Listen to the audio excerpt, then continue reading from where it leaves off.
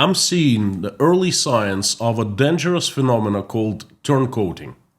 There's no visible fire yet, but I start smelling the smoke.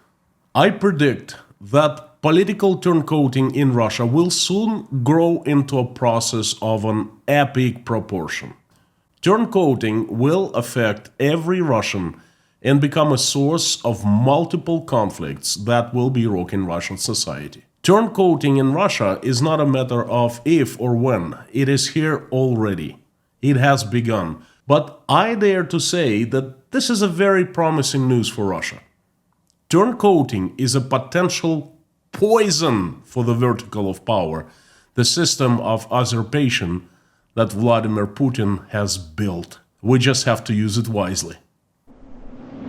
In 1991, after the USSR collapsed, among other things we saw was what I call turncoating. Massive turncoating. Former communists were painting themselves the colors of a new Russian flag, painting themselves over bright red, the colors of the communist flag. Old die-hard communists flipped sides overnight.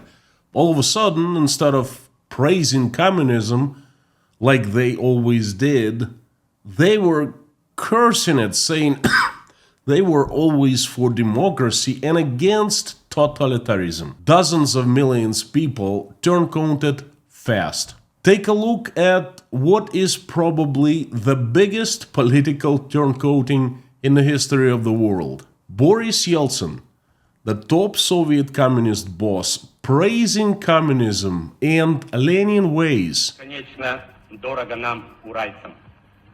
Его именем связано прошлое, настоящее и будущее нашего края.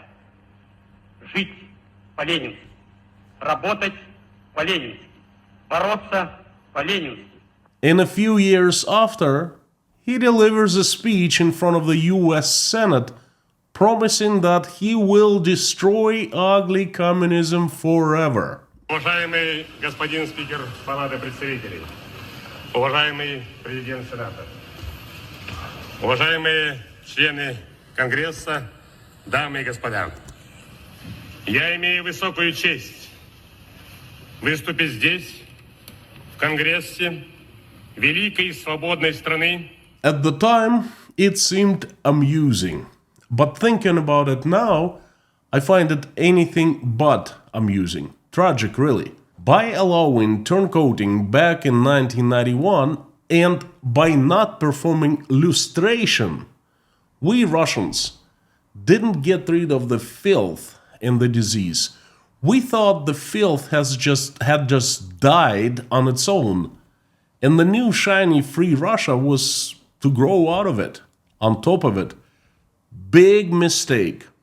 Those who used to be communist bosses turned Democrats, turncoated, flipped sides. But that was not the first grand turncoating in Russia.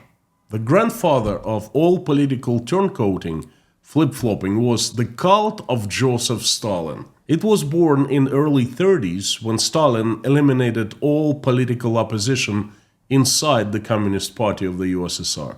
He ruled with absolute power, an iron fist, and before his death, Stalin became a godlike figure in the USSR. His name and photos were everywhere, literally everywhere, even in people's bedrooms. He was considered a perfect human being, but most Soviets, and an no alternative leader of Soviet Union. When Stalin died, people felt crushed and unhappy. Many committed suicides. They couldn't live any longer without Stalin. The most cried and got depressed. My mom remembers that when Stalin died, she was 5 years old. She had an incredible feeling of loss. In the entire village where she lived, everyone around her cried. Stalin was buried right next to Vladimir Lenin in the mausoleum in the middle of the Red Square, the highest honor in Russia. For Russian people, Stalin replaced God. Then Nikita Khrushchev made a speech to the party's national convention in 1956, blaming Stalin for developing of the cult of self. And since that day, Russia's great grand turncoating began. The very same people who cried of happiness while hearing Stalin speak when he was alive, who had his portraits everywhere, who cried when Stalin died, all of a sudden they saw the light after they were told so by the Khrushchev. They threw Stalin's body out of the mausoleum, literally. They erased Stalin's name from everywhere. They burned his portraits, spat on them and stomped them. From the Soviet god, he turned into a murderer, a criminal, and a scumbag. The very same people who were loving him started hating him. The process of complete de-Stalinization took 5 years. That is the biggest case of political turncoating Russia has ever seen so far. Let's fast forward to 2025. We start seeing another episode of turncoating, of epic scale this time. We have just seen the first case. It has gone mostly unnoticed in Russia, but not by me. I noticed right away because I've heard that music before. Meet Rostov-on-Don's former city manager, read the mayor, Alexei Logvinenko. He's not a nice guy. Everyone in Rostov knows that. Logvinenko got his job from the former governor Vasily Golubev, and for 5 years he was running Rostov dry. Literally. You can't hide or sugarcoat when a city manager and his team steal taxpayers' money. It's out there on the surface, in the public, for everyone to see, for all to see. The state of public roads, the utilities, the schools, etc. Rostov-on-Don now is in the worst shape it's been since the fall of the USSR. But Alexei Logvinenko was loved by the local authorities, by everyone in the government, and was praised and hailed by the local propaganda. There was nothing but praises for 5 years. Let me give you an example. Alexei Logvinenko was praised on his job's 5th year anniversary in October of 2024. Praised for being democratic leader and doing a great job keeping Rostov clean. Praised by different people and outlets. He was even praised after he rudely told off people who he was supposed to help. This video became viral in entire Russia.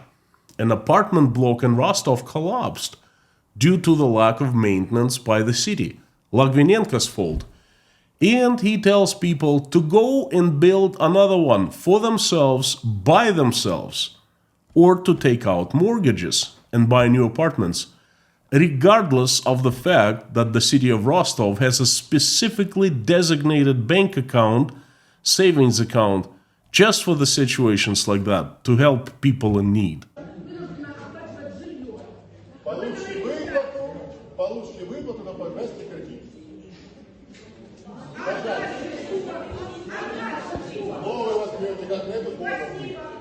People were outraged, but the government, the authorities, and the propaganda thought Logvinenko did well.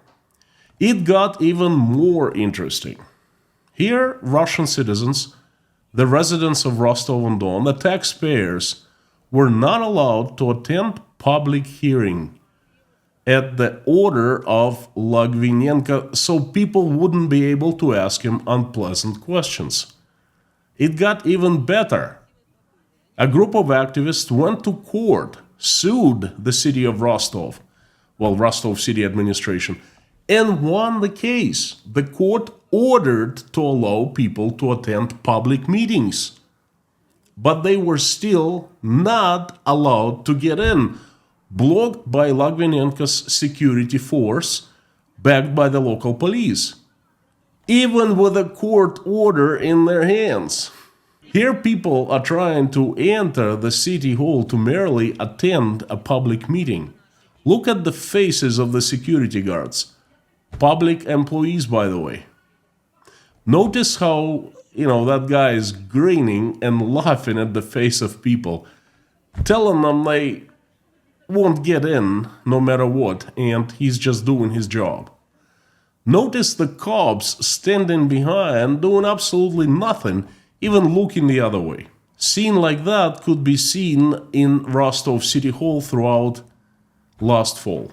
A new governor was appointed in Rostov by Putin a few weeks ago, and on January 28th, Lagvinenko was fired. Well, he technically resigned, but only after the new governor put pressure on him. In Russia, the authorities, they just don't resign.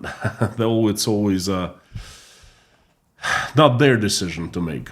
And it got very interesting very quickly. The very same people and outlets that were praising Rostov city manager started bashing him. It didn't take long to flip-flop, just one day. Right after Lagvinenko's resignation, many people of different walks of life started criticizing him harshly. All of a sudden, unexpectedly, out of the blue, it turned out that Alexei Lagvinenko was not such a great public servant. There wasn't much to brag about for him, but, people had many complaints for him. For example, according to the political scientist Roman Bazikov, Rostov had been run down in the last 5 years. Or let's take a listen of what Yelena Chernysova, the coordinator of the public movement City Facade, the member of City's Commission for the Preservation of the Historical Appearance of Rostov, has to say. I quote, "Unforgettable 5 years. I attended countless absolutely meaningless and fruitless meetings, which were probably organized with the purpose of writing wonderful press releases about how the city administration was working hard to preserve the architectural appearance of the city." I end quote. Or let's listen to what Irina Cherkashina has to say. She's a local ecology activist, the director of the Ecographo Public Ecological Movement, one of the founders of the EcoMost, the Center for the Environmental Initiatives, and a professor at the local university. When a reporter asked her whether there were any environmental initiatives on the part of Lagvinenko during his reign, Cherkashina simply said, "No." Fair enough. Or let's look at Yelena Khatlamidjian, a social activist and a member of the Urban Patrol public organization of Rostov. Lagvinenko lied, and city administration stole public funds at the renovation of Druzhba Park. And I believe all those wonderful people are right. Only they saw the light after Lagvinenko was gone. For 5 years, they weren't seeing much. And what a coincidence, they started seeing clearly and speaking up about that after Lagvinenko's departure. And these people aren't the only ones. A public storm started happening in Rostov after Lagvinenko departed. From a solid city manager, he turned into a bad guy, to the point that the law enforcement started taking actions. Unbelievable. A couple days after Lagvinenko's departure, the vice governor responsible for the finances of Rostov province and finances of Rostov the city, a high-ranking member of Vladimir Putin's United Russia Party and Lagvinenko's associate Lilia Fedotova, was arrested and charged with stealing 1.9 billion rubles. A week after Lagvinenko is gone, the chief prosecutor of Rostov-on-Don is also departing. And the rumors have it the clouds are thickening above him. But that all started after Rostov city manager departed, after he fell out of power. Do you see what's happening here? I clearly see political turncoating. The case of Rostov's city manager is the first one.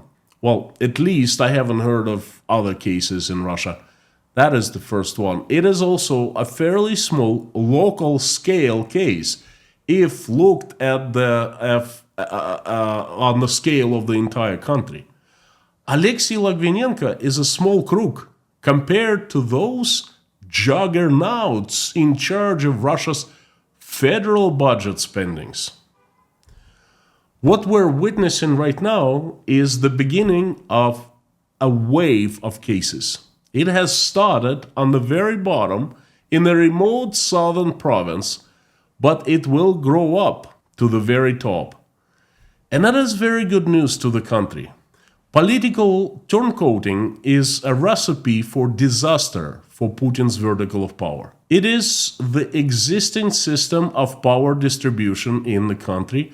All government agencies are existing in parallel to each other. All decisions and orders are made on the very top, and the entire verticals must follow orders. For example, Putin decides to go after political activists and arrest them. The entire federal police and other agencies, to the last policeman or to the last agency member on the ground, must follow that order. No questions asked. In return for their service, the policeman and everyone else receives right to use their power to make living for themselves in any way they want. And there comes the informal guarantee. If they abuse power, and of course they do, they will not be prosecuted or will be prosecuted very lightly. The system does not punish its own. That's the social contract, the glue that is holding the vertical of power together. Now, imagine what happens if turncoating and prosecution starts. If there is no protection from the system, by the system, and even worse, the system turns against you after you depart the system or fall out of power. Why bother taking orders from the top if you know that once you are not active any longer, you'll be prosecuted, only to receive punishment at the end? Any member of the vertical of power would think twice before mindlessly executing orders from the top. I think this is the real weakness of Putin's system. The first weakness I'm seeing in a very long time. Rostov's city manager Alexei Logvinenko could be where it all starts with. Who knows? We might be reading that case in the history books of tomorrow. Can't wait to see more turncoating. Let's watch together. Carthago delenda est.